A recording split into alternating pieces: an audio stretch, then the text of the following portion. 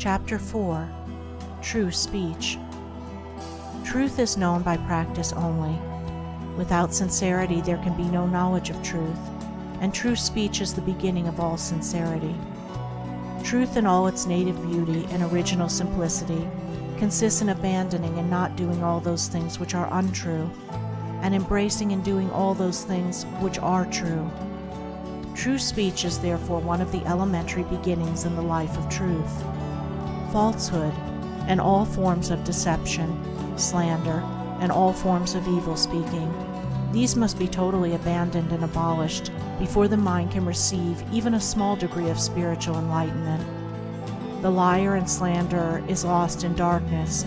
So deep is his darkness that he cannot distinguish between good and evil, and he persuades himself that his lying and evil speaking are necessary and good, that he is thereby protecting himself and other people. Let the would-be student of higher things look to himself and beware of self-delusion.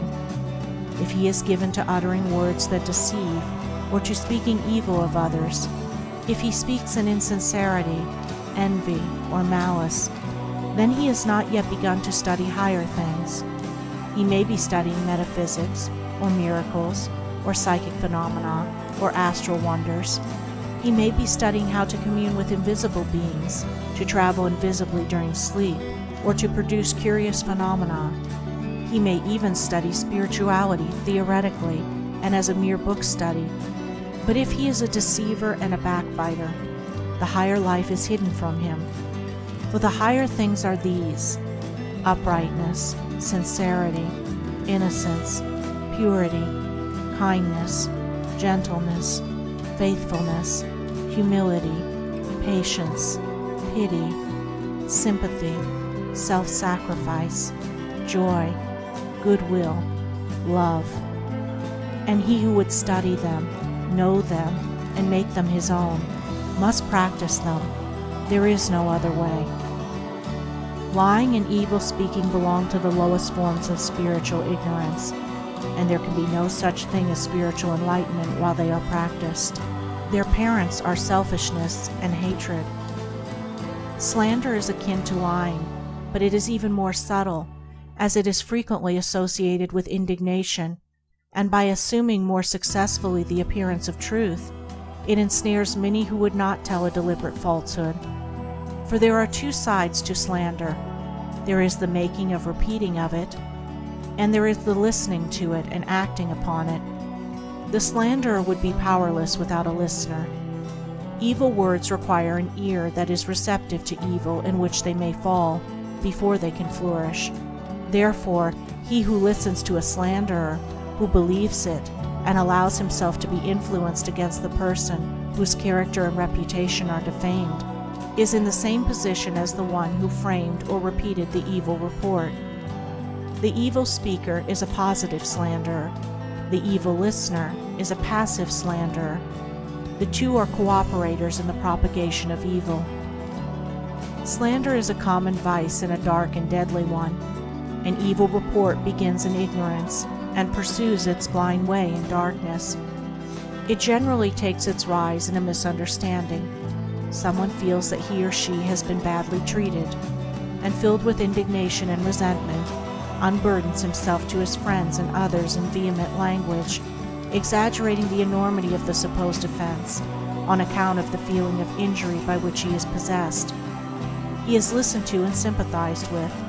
The listeners, without hearing the other person's version of what has taken place, and on no other proof than the violent words of an angry man or woman, become cold in their attitude towards the one spoken against, and repeat to others what they have been told, and as such repetition is always more or less inaccurate, a distorted and altogether untrue report is soon passing from mouth to mouth.